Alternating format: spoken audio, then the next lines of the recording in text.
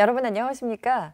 바다의 도시 부산에는 해양이나 해운과 관련한 각종 기관과 시설이 많이 있습니다.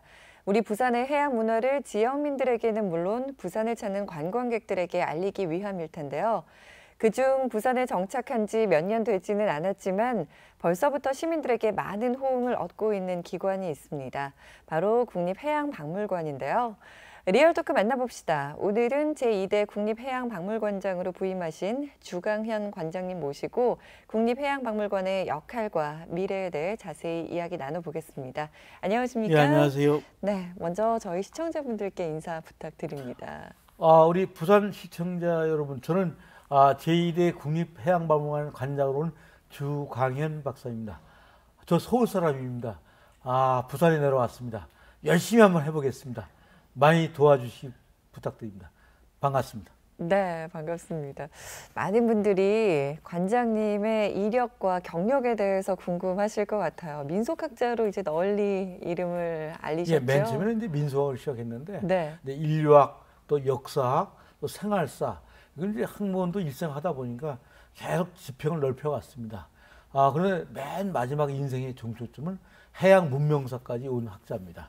업적은 나름대로 좀 했습니다. 예. 네. 그래서 부산 시민들과 그동안 제가 가지고 있던 그 학문적 세계를 이제는 저는 그렇습니다. 제가 쌓은 학문적 업적이 많이 어떤 성과가 있다면 그것도 역시 한국 사회가 저한테 주신 선물이에요. 저는 이 선물을 돌려주는 과정, 회양이라 그러죠. 그런 의미에서 저는 좋은 의미로 본다면 해양 또는 봉사 이런 자세로 섬김의 자세로 한번 열심히 해볼까 합니다. 네. 근데 민속학에는 참 여러 가지 분야가 있잖아요. 그 중에서 특히 이 해양 문화에 대해서 관심을 가지시게 된. 민속 분야에서 저는 어업생활사를 했던 사람이에요. 뭐 조기에 관한 역사라거나 명태의 역사라거나 뭐 이런 걸 주로 수산 문화에 관심이 있었습니다. 그러다가 나중에는 제가 이제 바다를 통한 제국주의나 식민지까지 연구하고 심지어 나중에는 환태평양 문명사라거나 환동의 문명사 이런 세계적인 단계까지 연구를 이루었습니다. 모든 연구자는 이렇게 스텝 바이 스텝으로 단계가 있습니다. 처음에는 낮은 단계 출발해서 점점 학문의 영역이 확장돼 가는 과정이죠. 뭐 저도 예외가 없는 거죠. 하여튼 결국은 이렇게 해서 부산 시민들과 이 자리까지 왔습니다. 네. 많이 도와주시고요. 네, 처음에 어떻게 바다에 대해서 관심을 가지시게 되셨는지가 참 궁금해요. 왜냐하면 서울 분이라고 말씀을 해주셨잖아요. 보통 바다에 인접한 도시에 살고 계셨으면 이렇게 자연스럽게 얻어지는 게 있으셨을 텐데요. 제가 처음 본 바다는 서울에서 기차를 타고서 인천 가서 주안 앞바다 송도에서 조개를 주웠던 기억입니다. 말 그대로 인천 앞바다군요. 지금은 송도가 다 아파트 소리 됐는데. 네. 사실 바다는 우리 인류 문명뿐만 아니라 인간 자체의 생명의 기원이 사실 모든 생명이 바다에서 나왔어요. 어쩌면 우리들이 어머니의 태반이 이렇게 어머니 속에서 나오듯이 네. 이 어머니 바다로부터 우리의 인류의 역사와 문명이 시작됐습니다. 어쩌면 제가 이제 끌려 들어갔던 것은 결국은 시연을 찾아서 갔던 것 같고 또 우리가 이제 오션이라 그러는데 오션을 라틴어는 오케아노스라고 그러죠. 오케아노스는 사실 방랑강기와 융합적인 모든 문화 요소를 갖고 있는 겁니다. 그러니까 어쩌면 저도 이제 바닷속으로 들어간 거는 왠지 모르게 끌려 들어간 거라고 생각합니다. 이건 이렇게 생각하시면 돼요. 아주 간단한 상황에서 지금도 여름이 되면 많은 사람들이 그 아기대tum하면서 해운대로 놀러 옵니다. 물론 사람 보러 오는 것도 있지만 왠지 바다를 가야만 될 것 같은 또 섬이 있으면 어떤 영화와 소설 제목처럼 그 섬에 가고 싶다 그러면 그럼 그 섬에 가고 싶다는 사람들의 이데아, 유토피아적인 이것은 사실 단순한 유토피아가 아니라 인간의 이 열망과 내망이 갖고 있는 바다에 관한 큰 끌어올리는 그런 희망이죠. 어떻게 보면 근원적인. 저는 그걸 학문적으로 풀었다고 본다면 저뿐만 아니라 이 방송을 보는 많은 시청자 여러분 정말 똑같은 그 바다에 관한 에너지를 갖고 있고 아나운서도 똑같습니다. 네. 바다 좋으시잖아요. 그럼요. 그래서 저도 부산에 왔습니다. 네, 반갑습니다. 네, 이 부산과의 인연이 어떻게 시작되셨는지가 궁금해요. 부산 인연은 되게 뭐 자결치 인연이라거나 해운대 누구나 그럴 겁니다. 네. 그러나 저는 각별한 인연이 몇 개 있습니다.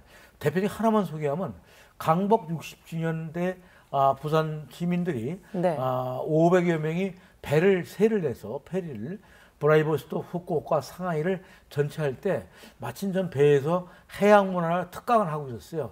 덕분에 배에서 내릴 수도 없는 조건에서 많은 부산에 술 좋아하는 분들하고 그때는 제가 젊었습니다.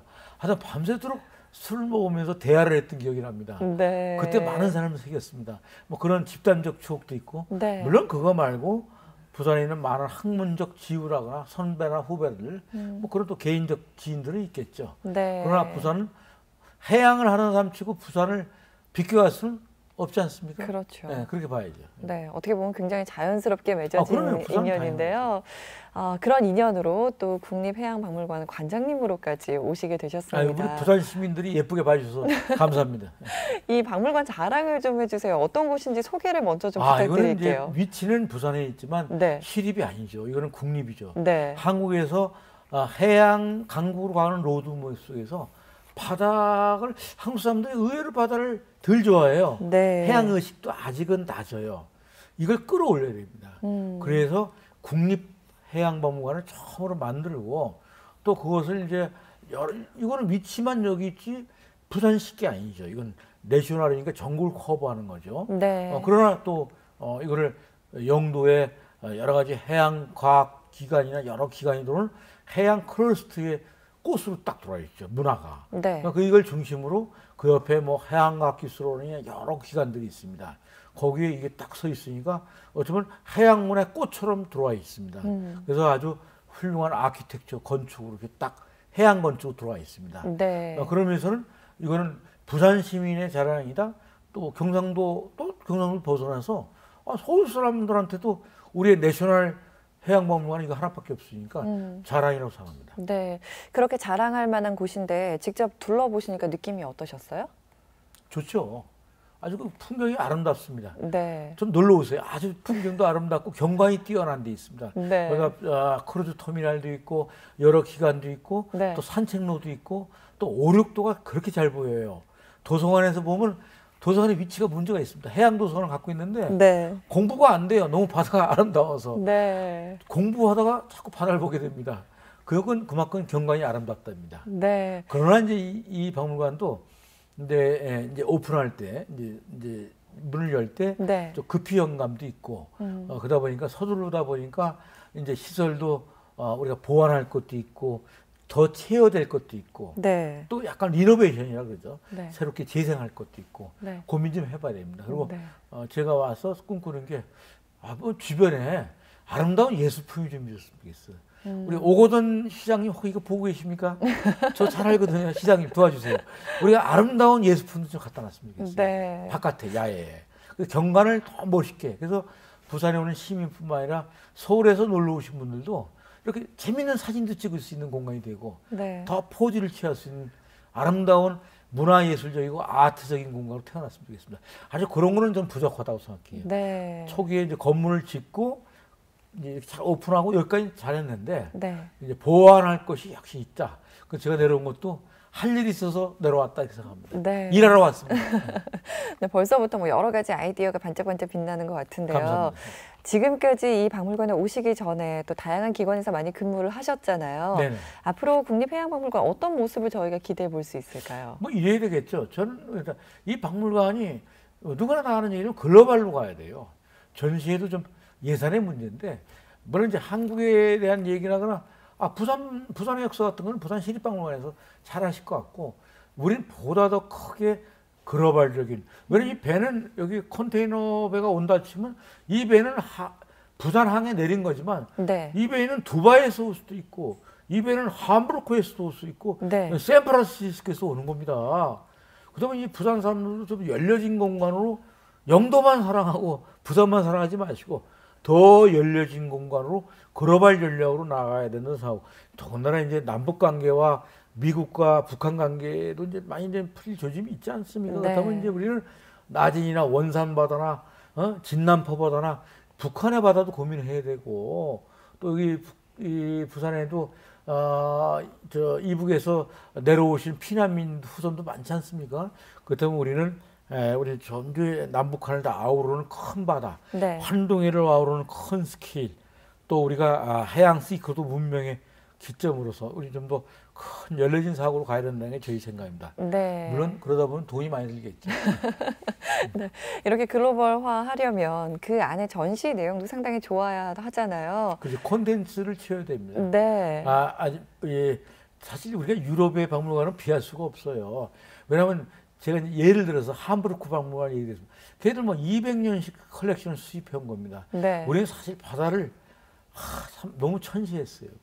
남은 게 별로 없어요. 물론 전혀 없는 건 아닌데 네. 그냥 외국에 비해서는 절대적으로 부족해요. 네. 바다 그림도 외국에는 수많은 그림이 있어요. 근데 우리는 바다 그림도 별로 그린 게 별로 없어요. 네. 조선시대 때. 네. 그래서 우리 입장에서는 있는 대로 수집도 하지만 네.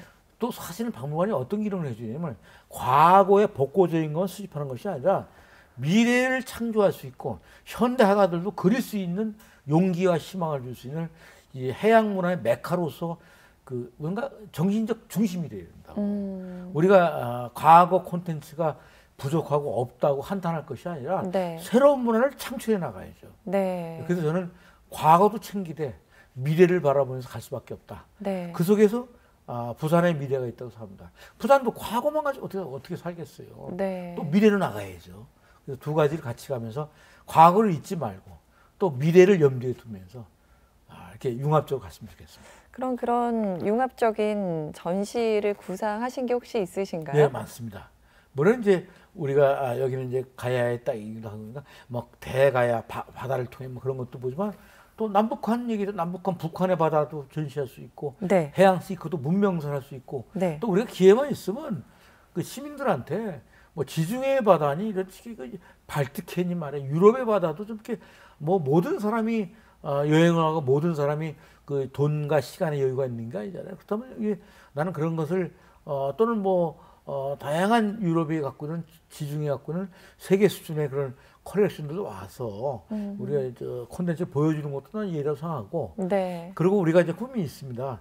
그 우리가 부지가 좋긴 한데 건너편에 이제 부산시 협상이 안 되는데 그 이렇게 조그만 부지가 있어요. 아직 여러 가지 법적인 문제가 있는데 그게 네. 도와주시면 그게 원래 저희가 같이 쓸 수 있어요. 클러스 땅이에요. 그래서 거기다가 우리는 제2의 박물관의 꿈을 갖고 있습니다. 이 꿈을 우리 오거돈 시장님이 좀 풀어주시기 바랍니다. 진짜 시장님 존경합니다. 풀어주시기 바랍니다. 왜냐면 거기다 우리는 나는 저 부산 어린이를 위한 최고의 어린이 박물관 지금도 있지만 너무 작아요. 네. 부산 어린이들이 수천 명이 뛰어놀 수 있는 네. 해양 박물관도 넣어주고 네. 그렇게 해서 뭔가 진짜 거기가 해양 클러스터의 중심이 되게끔 제가 한번 만용이 아니라 의욕적으로 한번 꿈을 펼치고 저는 제 주어진 임기 무사히 마치고서 박수 받고 떠나겠습니다. 네. KTX 타고 제 가방 들고 돌아가겠습니다. 이 방송을 시청하고 계시는 주부들이 굉장히 많은데 사실 부산에 진짜 아이들이 갈 곳이 많지가 않거든요. 굉장히 반가운 소식으로 들렸으리라 그 생각이 얘기 조금만 됩니다. 얘기해. 저는 나이를 좀 먹었습니다. 어떻게 보면 참 어린 아이들을 생각하는 건 아이들을 변화시키지 않고는 해양의 강국을 갈 수가 없어요. 아이들이 변해야 됩니다. 또 엄마들이 변해야 됩니다. 그래서 이 변화시키려면 보여줘야 되고 교육이 필요합니다. 엔터테인먼트가 필요하고 그럼 박물관은 단순하게 거룩한 유물만 보여주는 것이 아니라 네. 아이들이 친수공간에 편하게 만들고 또 물을 사랑하게 만들고 우리가 세월호 아픔도 겪은 나라잖아요. 그러니까 우리는 아이들의 안전에 대해서도 익숙하게 하고 훗날 혹시 건강에 살아있으면 해양박물관 20주년 됐을 때는 그냥 박물관이 여기만 있는 게 아니라 인천도 생기고 여기 몇 개 생겨서 네. 진짜 우리나라 어린이들이 전부 다 여기서 배운 오늘날 배운 초등학교 10살 정도 애들이 10년 뒤에 20년 청년이 돼가지고 바다를 사랑하는 그러면 우리는 성공한 겁니다. 네. 어린들한테 미안하지만 저희들은 청소년과 어린이의 희망을 보고 싶어요. 네. 관장님이 꿈꾸시는 모습 다 그대로 좀 실현이 됐으면 좋겠습니다. 마지막으로 저희 시청자분들께 한 말씀 전해주시죠. 저는 그 해양박물관이 문턱을 닫혀서 시민과 같이 가는 해양 수도 부산의 해양문화의 메카가 돼서 시민과 같이 즐기고 보고 공부하고 엔터테인먼트 즐길 수 있는 그런 센터가 되기를 간절히 소망합니다. 함께 열심히 해보겠습니다. 네, 감사합니다. 감사합니다. 리얼토크 만나봅시다. 오늘은 주강현 국립해양박물관장님과 함께 이야기 나눠봤습니다. 함께해 주신 여러분 고맙습니다.